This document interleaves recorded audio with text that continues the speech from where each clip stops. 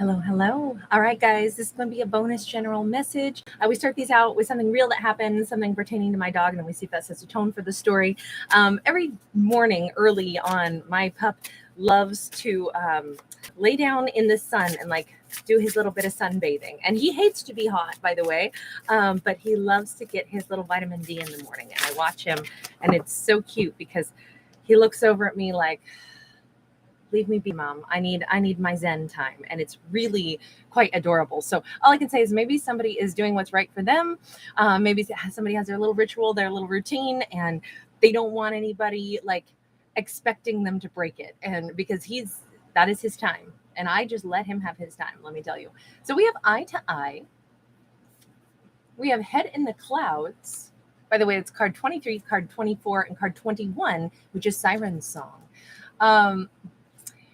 This storyline may or may not have anything to do with that little message about my pup, other than that first card. We certainly have the sun shining behind her. She's sitting here playing chess, right? And she's taken off kind of those glasses that used to see the world in a certain way, and instead of staring right at us. So someone is seeing things for what they are now. Somebody is looking at a situation, and they may be recognizing, aha, I get it now. This has been a chess game all along. What's interesting is that one of these chess pieces is in a little spice jar, I'll say. I almost want to say that it's obvious now that someone's been cheating all along in this game. And I think we're seeing it, or everyone has been withholding, I'll say. Maybe both people have been, I shouldn't say cheating, but they've been keeping something back, and it's time to look at something straightforward. It's time for obviously, to see eye to eye means we got to look at somebody else in the eyes, right? So our character is looking at something, and I think that they're realizing, wow, there's been one person has never been rooted and been straightforward until now. I want to say someone is seeing the difference between how two individuals had viewed a situation. And maybe they're saying, my head was really in the clouds. I can see you more clearly, more plainly now. I've taken off my rose-colored glasses. I see this for what it is now. I understand, and maybe I also understand myself better. Maybe I understand that I personally have been holding something back as well. Maybe I wanted to have things to, flow in a very specific way. I had this idealized vision of how something was going to be, of how someone was going to treat me, or how our conversation would flow, and maybe we're realizing we both had our heads in the cloud a little bit. But with Siren's Song, instead of this situation being over, this is two people that are realizing, but there's a reason that I was drawn to experience this, or to experience you, there's something that drew me to you. Even if my head was in the clouds, even if I had an idealized vision of something, the truth of the matter is I still was gravitationally pulled toward you, or you were pulled toward me for a reason. Oh, this is going to be a fun one. All right. I like this already because it's going to give us some things that we're going to have to really step back and contemplate long and hard. First off, why and how is somebody taking off those rose-colored glasses? How is it that they're seeing eye to eye right now? 8 of Swords. Well, there's been enough time where neither person has made a move. She's tied up, and over here we got a dude standing here, and we have they're trying to break into their own mind. Neither person has moved on from one another. Neither person has been able to understand why there's been a chasm between the two of them. Why can't I forget you? Why can't I let you go? Why am I still tangled up in this? They've both been stuck, and they finally, I'm going to argue that this is probably two people, even though we only see a divine feminine on those first 3 cards. But here we see the masculine and the feminine, and they were just as stuck as the feminine was. By the way, I don't read for gender, so just know this could still represent 2 men, 2 women, doesn't matter. Reverse gender roles, doesn't matter. I don't read for any genders. I only read energy on these stories, but to keep it straight, I will identify whatever we see on the cards and we'll call them by those names, right? So right now I'm going to argue this is two people, both of whom have been equally as stuck. She has had orchids covering her eyes. So again, she hasn't been able to see anything clearly because she was still looking at this vision of beauty and the way this is delicate, and this is something that she was tangled up in the visions of how she thought something should be that was really beautiful. Meanwhile, they've been stuck kind of in this twilight zone over here and trying to break into their own mindset to be able to figure out their own subconscious. Why do I feel this way? Why do I think this way? It's not their vision that was skewed, it was their thought processes. For her, it was what she was projecting, what she was imagining she was seeing, and they've both been stuck. So that's what they're both opening their eyes to. They're both opening their eyes to wherever they had been maybe not seeing one another with clear eyes. What does that mean for her? Let's ask, what does that mean for her? We've got a 9 of coins in the reverse. I'm going to say she didn't want to visualize herself as single. Maybe she, with this gorgeous vineyard and everything, she's very well off. Very, when I say well off, I'm talking about her, what she has to offer, the abundance that's around her is incredible. It's endless. But I don't think she saw it that way. I think that in her eyes, she didn't want to be single. She hasn't viewed herself as single, which is unfortunate because this person is a foxy little catch over here. She could probably attract anybody that she wanted. He, again, doesn't matter. But in her mind, she gave her heart to this person and envisioned this beautiful love, maybe, that she kept focusing on and saying, well, I don't see myself as single. Even if I'm not with this person, even if we're at a great distance, my heart is still tied to them as if I'm with them. I'm not single. I'm certainly not single and abundant. So that was where she was stuck. She wouldn't identify herself as single, even if she weren't connected to this person. And I do think that these two were not connected. It was some, I'm going to say, terrible chess game of who makes what move when. This was not a pleasant experience on one hand, and yet there was, at least on her side, it had been this idealized vision of how sweet and how beautiful this should be or could be if only somebody makes the next move. And I think she got stuck waiting for that other person to make the next move, even without meaning to. She may have said, I'm not stuck, but this, if we're unable to move forward and say, oh, I'm single and I'm meeting other people and I'm not still tangled up thinking that I'm still intending on having some relationship with someone else, then basically she was acting as if she were already taken, when in fact she may not have been. She may have been totally single from this person, but she couldn't identify it that way, not in her heart or not in her, what she really wanted. Okay, now what about for them? Tell me about them. What was their kind of stuck energy over here? Okay, they got 2 cards. We've got a Page of Swords with a Wheel of Fortune. For them,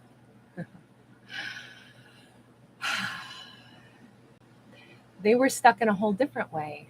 There was something about divine timing. Both times we see them on a roadway, right? We see them here, but it's at the start line, and then over here would be on the other side of this, and now they can journey onward on their path. It's about having a bright idea. It's about a time clock. It's about, and also the dartboard of life, not knowing how things are going to go. They feel like there was so much chance involved. There was, for them to hit the jackpot on something is what they had been focusing on. They've been trying to, it's weird because it's almost like if both of them are now realizing how stuck they've been, they're both seeing it eye to eye. The divine masculine has been over here trapped in their head, trying to make sense of what their subconscious has been up to. She never saw herself as single as soon as she met them, and they have seen themselves as this is the beginning of some journey of my life where some things need to change for me. I can feel that maybe because I met her, even though I didn't identify it this way, I met her and it changed the way I look at something. I need my life to go in a different direction now. But they have felt like they're waiting for for things to turn in their favor so that they can continue moving forward. Almost like with the Page of Swords, I don't know if they kept watching her and feeling like the more they watched her, the more meeting her changed their life somehow. It started them on a new journey. And I want to say that she's been somehow still an encouragement to them every step of the way. Almost like you see them ladder climbing. You see, I almost wonder if this person suddenly took charge of their life in a different way, has been one step after another, has been gaining bright ideas, has been, checking the time clock and the compass. Oh, I'm sorry, that's a compass. It's not a pocket watch. They've been changing the direction of their life. And I think knowing her has helped get them on course for greater abundance, greater growth. Like, because they met her, their whole neurological pathways have been changed. And I don't know that they necessarily recognized this was happening, but if they kept watching her, let's get another card on that Page of Swords. If they kept somehow, it's like they could not forget her. So instead they kept watching her. What do we do when we're feeling like there's a brick wall between us and yet we can't stop thinking about it?